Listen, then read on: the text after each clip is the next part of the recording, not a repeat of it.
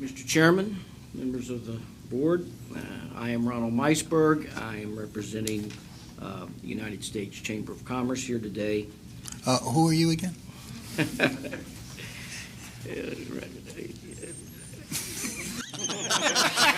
You know, this is I'm very trying to think sensitive, of Mike. another witty way to say it. My mother would say I'm Ronnie. We'll note that. Yeah. We do appreciate the opportunity to participate in the hearing today. The topic for the panel, of course, is that after a petition has been filed, the regional director has issued a notice of hearing that the employer shall file and serve on the parties a statement of position by the date specified in the notice. Failure to raise issues or otherwise completely respond to matters required in the statement of position will foreclose contests of the omitted matters except for board jurisdiction and some voter challenges. Importantly, this proposed statement of position with its accompanying implications is an entirely new requirement and therefore is a dramatic departure from current board procedure. The Chamber remains particularly concerned about this proposal, which in practice will routinely require employers to file their position statements within 7 days set for the hearing. The Chamber has expressed those concerns in our written comments filed in 2011, in our oral testimony in 2011.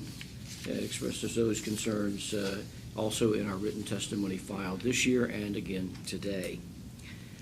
We believe meaningful consideration of the Chamber's position with respect to this issue requires acknowledgement of several points. The first is that employers have legitimate and substantial interest in NLRB representation proceedings and the rules that govern them.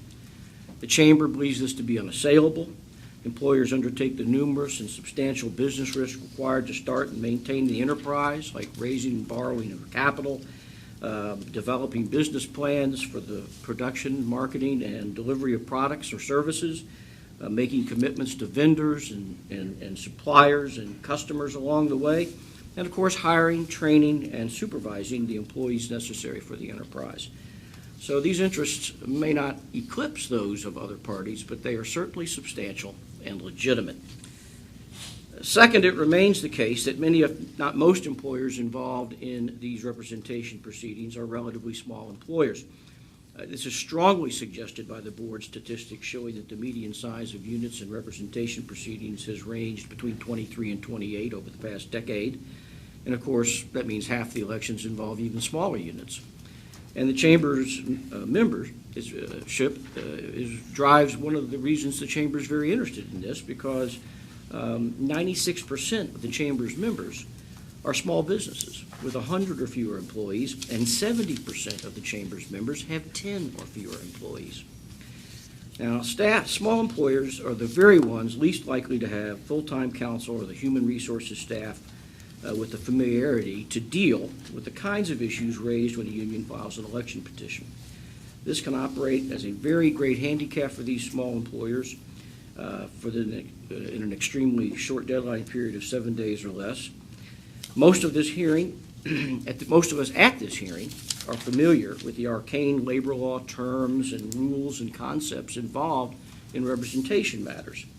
And yet, even we can sometimes struggle with their meaning and application. The board must not lose sight of the fact that a small employer faced with perhaps its first and only election petition or organizing campaign will not have anything like the familiarity we have with the expertise of a trained and experienced labor relations counsel or advisors.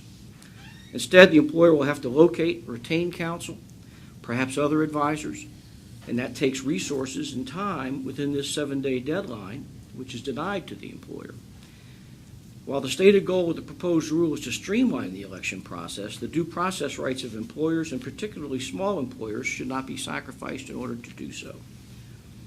Third, it has to be acknowledged that unions already carry substantial advantages into a representation proceeding.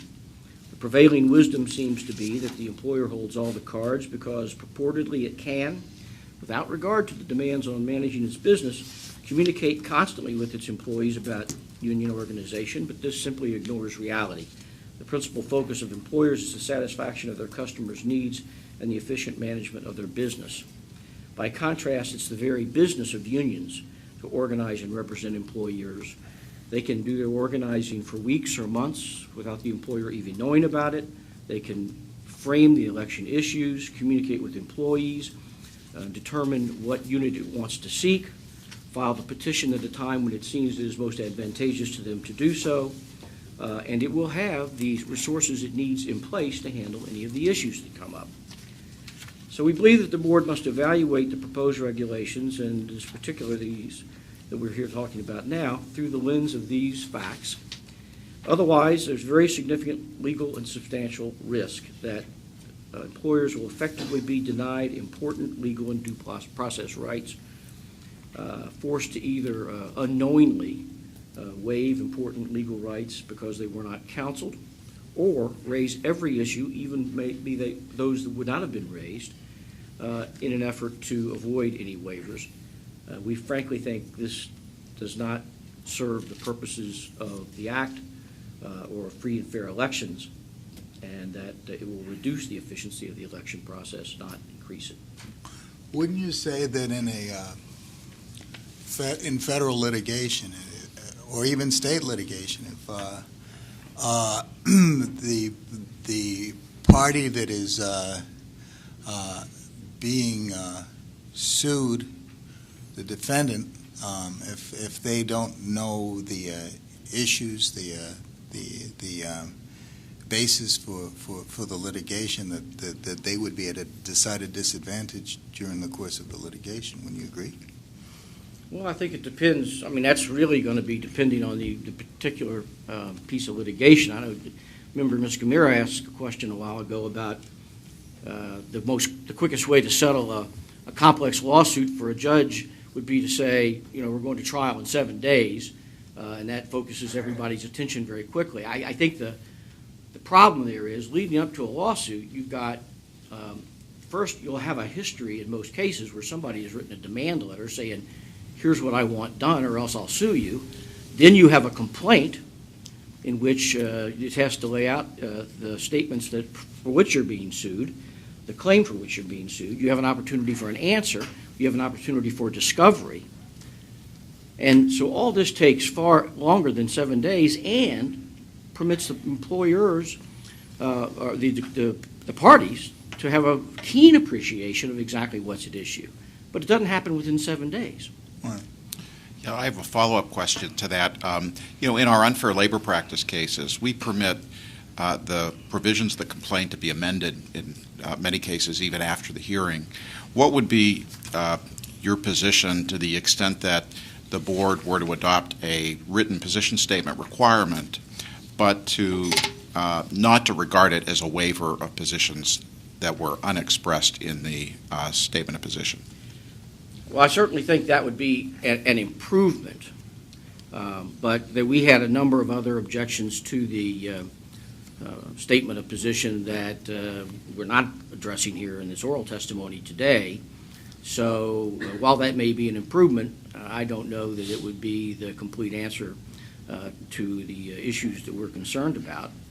But let me just mention one other thing. It was interesting to me when General Counsel Feinstein issued his best practices memo back in 1998. In that best practices memo, which is really the basis for very much of what the board's practices are today, it was the best practice was to start the hearing 10 to 14 days after the petition. But in that best practices memo, they talked about the importance of trying to get these election agreements that the last panel talked about. And in there, they made a very interesting statement, which I thought this is when they were going to start the hearing 10 to 14 days later. They were talking about trying to get a telephonic conference call, which back in that day was more of a technological novelty, to discuss the possibility of getting an election agreement. And they said approximately 2 days prior to the hearing to try and do that. But then they said one of the difficulties in utilizing the conference call was that scheduling a time when the party's representatives, this is really 2 days before the hearing, are sufficiently knowledgeable about the issues to take a position. So I think it was acknowledged in GC Memorandum 98-1, the best practices memorandum, that it's not unusual at all that the parties might not be knowledgeable even when the hearings were to be set 10 to 14 days away, much less the 7 days we're talking about.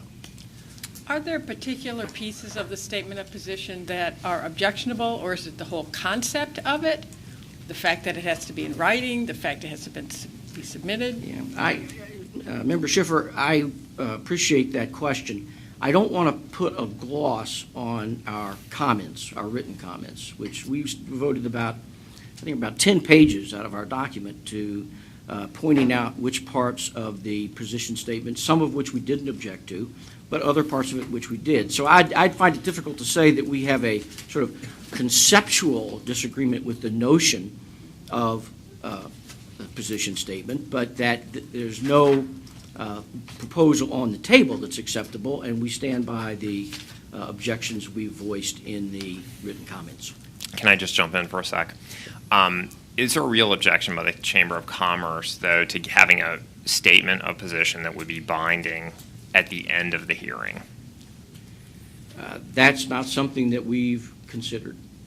And Okay. I don't have an answer for that question, other than what we have said in our position statement. I know. There's a kind of a combination of oral argument and speed dating. Sometimes it's more like speed dating. All right. Thanks. Thank you very much. I enjoyed the date, by the way.